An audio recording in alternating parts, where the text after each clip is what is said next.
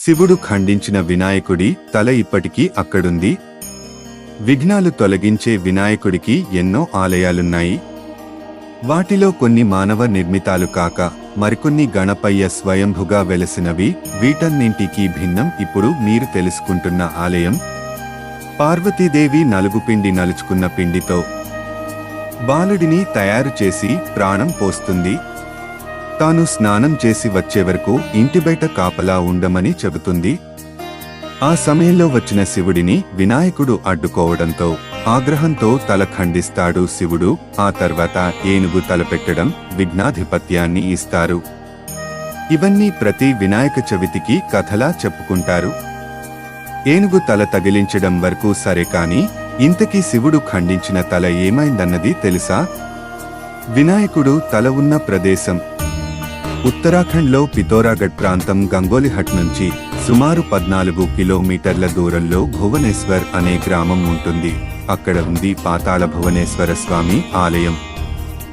ఇందులో వినాయకుడి తల, దానికి కాపలా ఉన్న శివుడిని దర్శించుకోవచ్చు. ఈ ఆలయంలోకి వెళ్లాలంటే సుమారు 100 అడుగుల లోతు, 160 కిలోమీటర్ల పొడవు ఉన్న గుహలోపలకు వెళ్లాలి. చాలా మంది భక్తులు గుహలోకి వెళ్లేందుకు భయపడి సగం దారి వరకు వెళ్లి తిరిగి వచ్చేస్తుంటారు. కానీ లోపలి వరకు వెళ్లి స్వామి దర్శనం చేసుకుంటే అద్భుతమే అని చెప్పాలి. విగ్రహ రూపంలో వినాయకుడి తల. తెగిపడిన వినాయకుడి తల ఇక్కడ విగ్రహ రూపంలో కనిపిస్తుంది.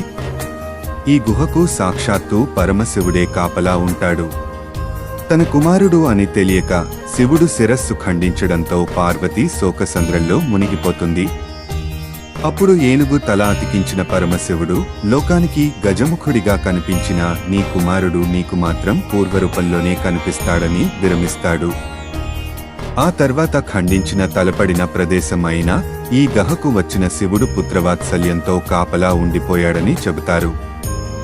అప్పటి నుంచి శాలివాహక శకం 1191వ సంవత్సరంలో ఆదిశంకరాచార్యుడి కాలం వరకు ఈ గుహను చూసిన వారు లేరని చరిత్ర చెబుతుంది.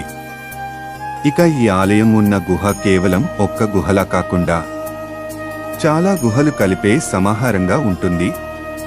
ఈ ఆలయం దాటి వెళితే మరికొన్ని గుహలు ఉంటాయని, వాటిని దాటుకుంటూ వెళితే కైలాసాన్ని చేరుకోవచ్చంటారు. శివుడు ఆ గుహల గుండానే కైలాసానికి వెళ్లాడని చెబుతారు. ప్రస్తుతం ఆ గుహల్లోకి వెళ్లడంపై నిషేధం విధించారు.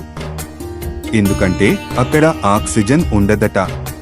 పాండవులు స్వర్గారోహణ పర్వంలో భాగంగా బయలుదేరే ముందు ఈ గుహకు వచ్చి వినాయకుడిని దర్శించుకుని నేరుగా కైలాసానికి వెళ్లారని చెబుతారు.